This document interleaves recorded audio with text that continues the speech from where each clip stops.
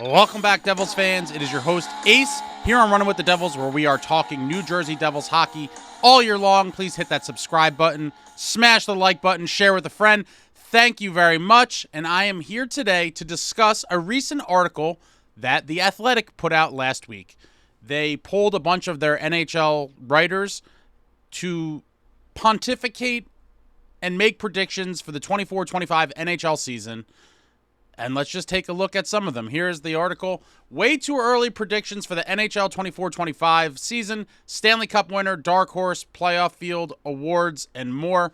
I'm going to stick to only the topics or segments that include the New Jersey Devils in some capacity. So I'm going to skip over some of the contents of the article. But it starts off, can the Edmonton Oilers make it back to the Stanley Cup final and finish the job this time? Are the Florida Panthers bound for the third straight final? What will the playoff field look like when the regular season plays out? With the offseason's big free agent signings in the books, The Athletic asked its NHL staff those questions, plus who the first coach fired will be, which players will win the major awards, and more. And we start off with the biggest one of them all, the Stanley Cup champion. And the Edmonton Oilers, the runners-up this past season, got an astounding 46.9% of the vote. Wow. A lot of people believing McDavid will get back there this year and get the job done. Very interesting to see it that high. I'd imagine they were going to get a lot of votes, but I didn't know that they were going to get nearly half of them. 46.9% is pretty overwhelming. And then they're followed up by Dallas Stars with 21.9%. The New York Rangers with 9.4%. Oof, that's New York bias at its finest. Colorado Avalanche at 6.3%. Carolina Hurricanes at 3.1%. The Devils at 3.1%. And the Canucks at 3.1%. Those are the Stanley Cup champion predictions from the Athletic staff. 3.1% for the Devils, I mean, it seems a little low. They didn't actually reveal how many people they polled in this whole survey situation. But, I think the Devils have a chance. I'm not going to say they're a favorite or anything, but it is interesting that the Vegas odds at the moment, they're the third or fourth most favored team to win the Cup. And right here we see 3.1% on their poll. Okay, I could live with that. But Oilers are the overwhelming favorites there per their staff. And then Granger says, I think we've forgotten how good the Devils are when healthy. New Jersey had the second highest expected goal share in 22-23, and even when decimated with injuries, still finished in the top 10 in 23-24.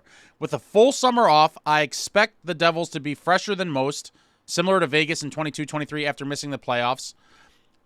And they now have a stud goalie in Jacob Markstrom to ensure they don't squander that exceptional expected goal share. I ventured out on a limb for this, but give me the Devils to win it all. Very interesting. And again, that point that he touches on about the 22-23 season, that is one of the biggest reasons that I feel like most people are not talking about, and the reason that I personally am so optimistic about this season coming up. It seems like everyone forgot the 22-23 season happened because we had a horrible year last year, mostly because of the injuries. It's like people go back to that mindset of like, oh, we just hope to make the playoffs. And I think it's kind of crazy. I don't know how everyone forgot. How did you forget? 22-23 was a great year for the Devils. Franchise record, 112 points. Win a playoff round against the Rangers. It just seems like recency bias really kicks in. And because of the disaster last year, everyone's kind of back to the, oh, I hope we make the playoffs, yada, yada. I just don't understand how people don't remember that season. And yes, we lost some players off that roster that hurt us last year. Obviously, Severson and Graves missing from the blue line and then replace them with children. That was going to be a painful situation to be in, unfortunately, and we saw that. But those guys have now been replaced. Dillon and Pesce. I'll take Dillon and Pesce over Severson and Graves any day of the week, personally.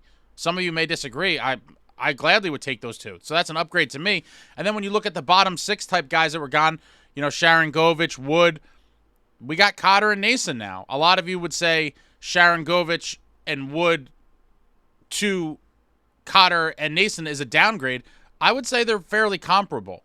A lot of people, again, with recency bias kicking in, are praising Sharon Govich for his season, and rightfully so. He had a great season in Calgary, but he wasn't lighting it up like that in New Jersey. And so for me, I do think the, replacement of Sharon Govich and Wood with Cotter and Nason is pretty comparable. I really do. I think those are fairly comparable pieces overall in the grand scheme of what they were with the Devils and these guys we brought in, coupled with the fact that, to me, Pesce and Dillon are substantial upgrades over Severson and Graves. And then, obviously, I'm going to say Markstrom is a huge improvement in net over Schmid and Vanacek. And so, for me, the Devils team this year, on paper at least, heading into the 24-25 season, I believe is a revamped, better version of that 22-23 team. I really believe that. All of the studs are still here. Jack Hughes, Jesper Bratt, Nico Hischier, Timo Meier, all the studs are still here with a much better team around them overall, in my opinion. And so for that reason, I have very high expectations for the 24-25 season. I do think Markstrom is going to be great for us. Overall, this team, on paper, to me, is better than that 22-23 season team. And that's why I definitely agree with Granger here. I don't know why people forgot about it, but it is what it is. Hopefully, the team translates on the ice. And then we go to runners-up for the Cup. So this is, they vote on whoever they believe is going to lose in the Stanley Cup Finals. And there are Devils at the top of the list. 31.3% of the vote. That is astonishing. Almost 1 in 3 of their staffers picked our New Jersey Devils to go to the Cup Finals. I mean, what a season that would be. Obviously, it'd be heartbreaking in the end. But I don't think there's any of you watching this right now that if someone said you guys are going to go to the Cup Finals and lose, I think we all sign up for that. Obviously, being conference champions after the year we had last year. So 31.3%, a lot of these writers are backing the Devils to be a legitimate team and go to the Cup Finals and ultimately lose. I'm assuming most of them pick the Oilers. And then the Rangers follow us there at 25%. Tampa Bay Lightning, 9.4%. Maple Leafs, 9.4%. Golden Knights, 6.3%. Bruins at 3.1%. And then you see the Stars, Oilers, Panthers, Preds, all at 3.1%. But lots of the staff at The Athletic picking the Devils to go to the Cup and lose. Conference champions, obviously I want to win the Cup, but winning the conference and losing in the finals would be definitely a step in the right direction for this Devils team, and I think that's something we could all get on board with. And then we get a couple little quotes here. There's a cluster of Eastern Conference teams at the top. Given our Cup champion picks, that makes sense. I'd say that I'm surprised to see so many people on the Devils bandwagon, but the psychology at play makes sense. Pick a boring Cup winner, then get a little spicy down ballot. And then Granger says, I was alone in picking the Devils to win it all, but apparently plenty of the voters were right on the verge. Okay. So again, lots of people picking the Devils to go far, just not all the way. And then we get to the section here, biggest disappointment. And they're quantifying this by a projected favorite plus 2,000 or better odds of winning the Cup per BetMGM that you could see missing the playoffs or being a first-round flameout. And here at the top of the list, the Hurricanes overwhelming 28.1% of the vote. Their odds currently in Vegas are plus 1,400. So for those of you that are not versed in betting terminology and numbers, plus 1,400 means if you think the Canes are going to win the Cup and you bet $100 on them, that would get you $1,400. Essentially, plus 1,400 is 14-1 odds. So the Hurricanes are plus 1,400, and 28.1% of the staffers at The Athletic have them as the biggest disappointment, either missing the playoffs or being a first-round flameout, followed by the Golden Knights at 28.1%, the Leafs at 15.6%, the Preds at 9.4%, the Bruins at 6.3%, Panthers at 6.3%, and the Devils at 6.3%. And I just can't see it. I mean, I guess the first-round flameout could happen. I firmly believe I would you bet large sums of money that this New Jersey Devils club definitely makes the playoffs. In previous videos, I've said I fully expect this team to win at a minimum one playoff round. I'm sticking with that. The Devils are going to make the playoffs, and I do believe they easily win one playoff round at a minimum. Would love to see them go further and win it all, but I'm in the camp of we're definitely winning a playoff round this year, no doubt about it, in my mind. And we move on from the biggest disappointment to the President's Trophy winner. What team will finish the season with the most points in the regular season? And once again, the Oilers are getting a lot of love from the panel here. Oilers with 37.5% of the vote, followed by the Stars at 21.9%, the Avs at 9.4%, Rangers at 6.3%, the Devils also at 6.3%, and Panthers, Canes at 6.3% as well, and then Canucks and Preds there at 3.1%. I would love to see the Devils win the President's Trophy. I mean, that's great. I do believe there kind of is a President's Trophy curse. And it's a nice little accolade for the regular season, but in the end, all the fans and the players alike all want to see one thing, that's the Stanley Cup. So the President's Trophy is kind of meaningless. It'd be great to see the Devils win it. I would love to see them win it, but more so I'm focused on the Stanley Cup and the Stanley Cup alone. Regular season success means absolutely nothing in the grand scheme of this sport, guys. Cup or bust, demand excellence. And the next category we move on to is the Vezina Trophy, given to the goalkeeper adjudged to be the best at this position, voted on by general managers. And at the top of the list, Igor Shesterkin with 37.5% of the vote, followed up by UC Soros with 12.5%, Vasilevsky at 9.4%, Hellebuck at 9.4%, Thatcher Demko 9.4%. And then we see there at the bottom, Jacob Markstrom 3.1%. I have to check the odds. If the odds are if they're overwhelmingly long, like where it's a good value, I might throw a couple bucks on that. I don't think Markstrom's going to win the Vezina, but I would love to see it. I mean, if Markstrom wins a Vezina, that means we had a damn good season and we should be lethal heading into the playoffs. It's obviously going to be a long shot. I would love to see it. I don't expect it, but I expect very solid play from Markstrom.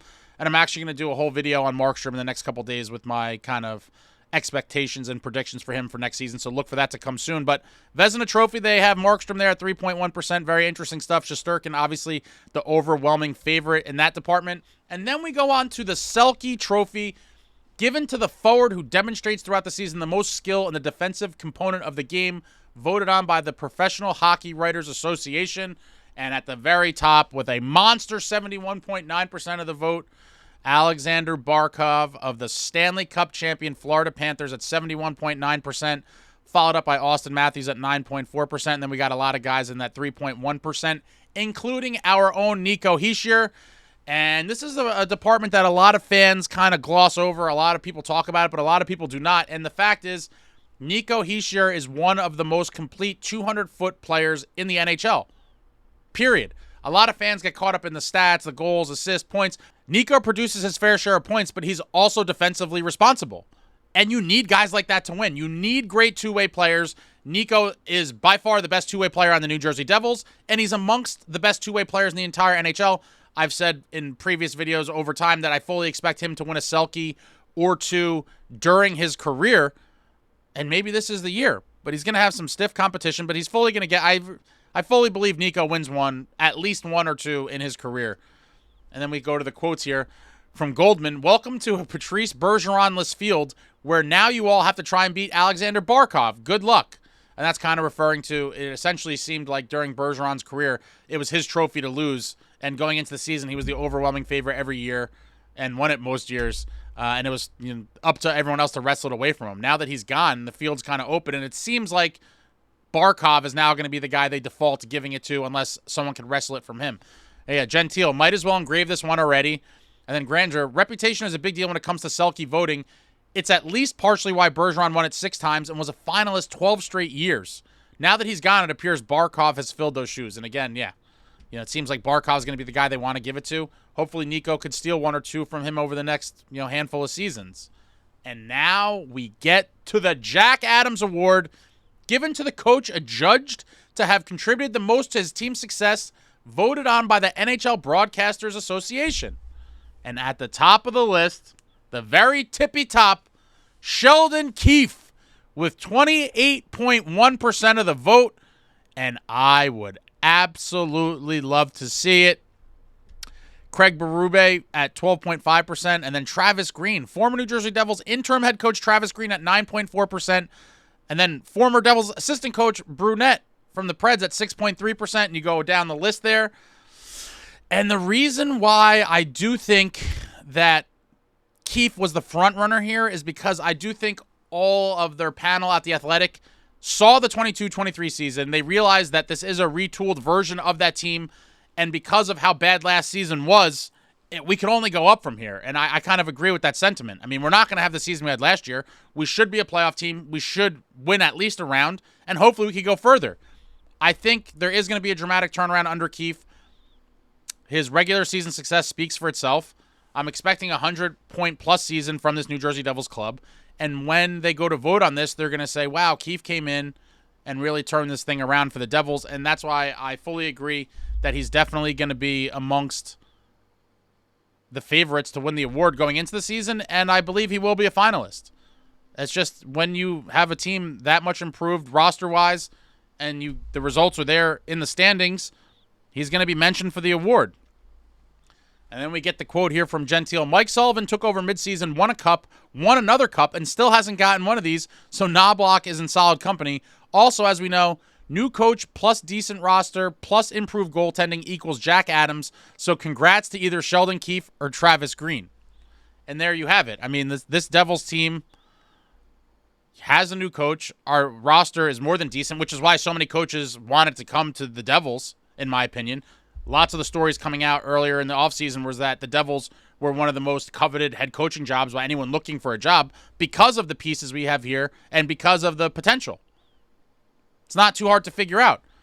And with the moves we made this offseason, with getting Jacob Markstrom, the first time we're going to have a legit goalie in forever, it makes sense. Travis Green, I can't say. Honestly, I think the Sens are just still going to be what the Sens are just going to do Senator things. Even with Olmark, I could be wrong. But I'm obviously hoping for my selfish reasons that they continue to struggle and that Brady Tkachuk demands out. And he somehow ends up on the Devils. Bring Brady to NJ. We get to the Jim Gregory Award given to the top NHL general manager voted on by a panel of all 32 NHL general managers, 5 NHL executives, and 5 media members. Barry Trotz from the Preds at 50% of the vote here, and I mean, there's going to be high expectations in Smashville this upcoming season. I mean, the guy went out on a spending spree, brought home 2 of the biggest free agents on the market in Stamkos and Marchessault, and it looks like the Predators could be a real contender in the West. And for that reason, I believe they're giving Trotz, 50% of the vote. Followed up by Zito of the Panthers at 12.5%. Bill Armstrong of the Utah Hockey Club at 6.3%, and then you have Fitzy at 6.3% as well, and then you see the rest of the list there. And I'm conflicted about this because I do blame Fitz a lot for the season we had last year. You guys all know my thoughts are well documented. I wanted a goalie much sooner. I think it could have happened. It didn't. I feel like we kind of mailed in the season, and we missed the playoffs. And so I do think Fitz did a great job this summer. I just don't know that I could reward him for fixing a mess he sort of created.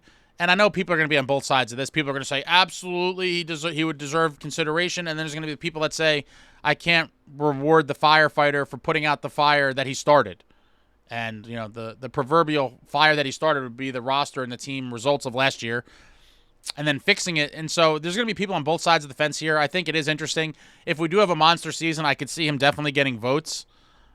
And he did have a great summer this summer. I'm not going to lie. I love the moves we made. Markstrom, Pesce, Dillon, Cotter, Nason. I love all of it. We are heavier, edgier, more violent. Finally have a real goalie. The blue line is revamped, retooled. And I'm very happy overall. Very happy overall at the offseason we had. We get to the next category, the Hart Trophy.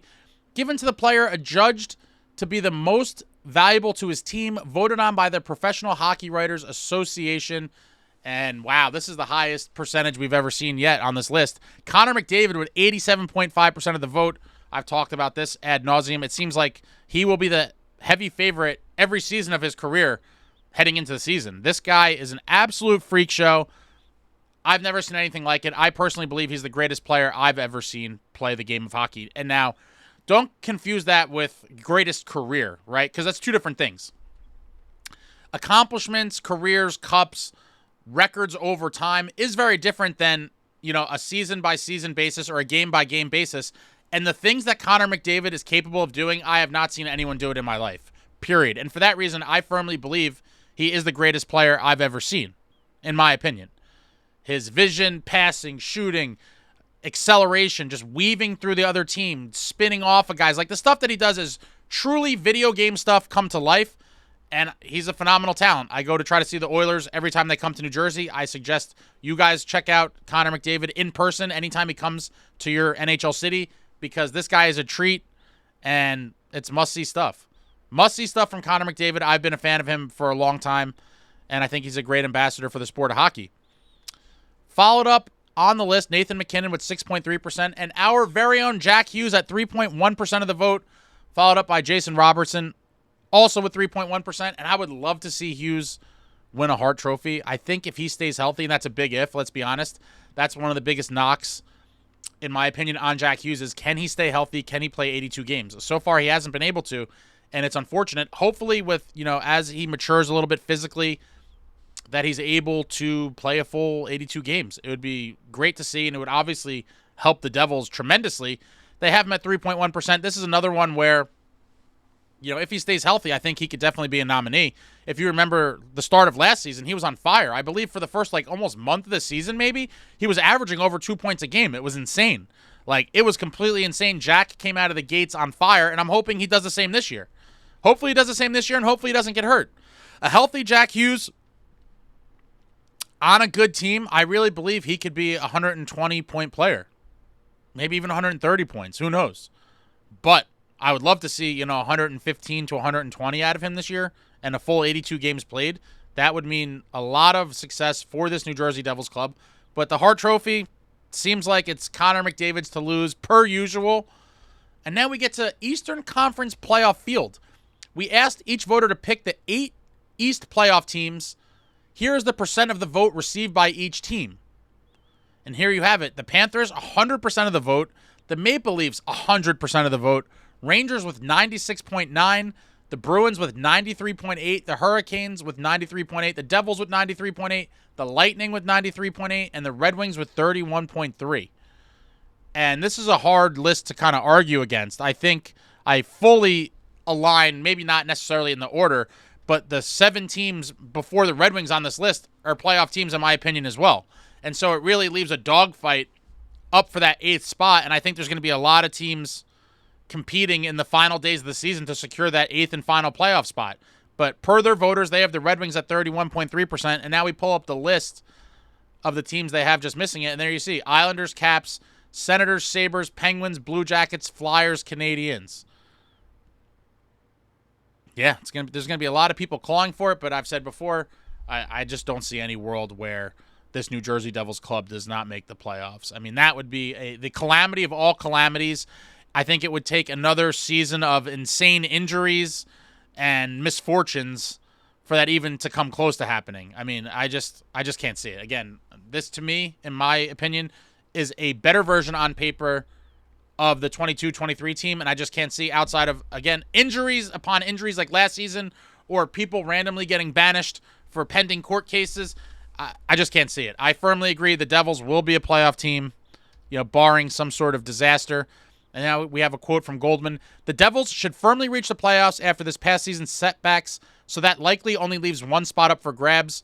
I just am a little surprised the vote isn't closer after the Senators added Ullmark and Washington made some savvy moves. And yeah, I'm in agreement there. It seems like the top 7 on that list, most people would be in agreement with, and that leaves a dogfight for the final 8th spot. Will be interesting to see.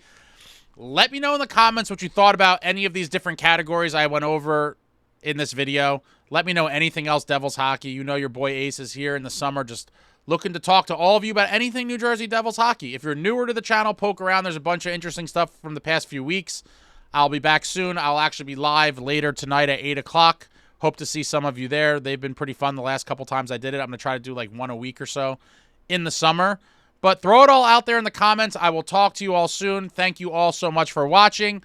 Like, comment, subscribe, and all that jazz. Until next time, friends, let's go Devils.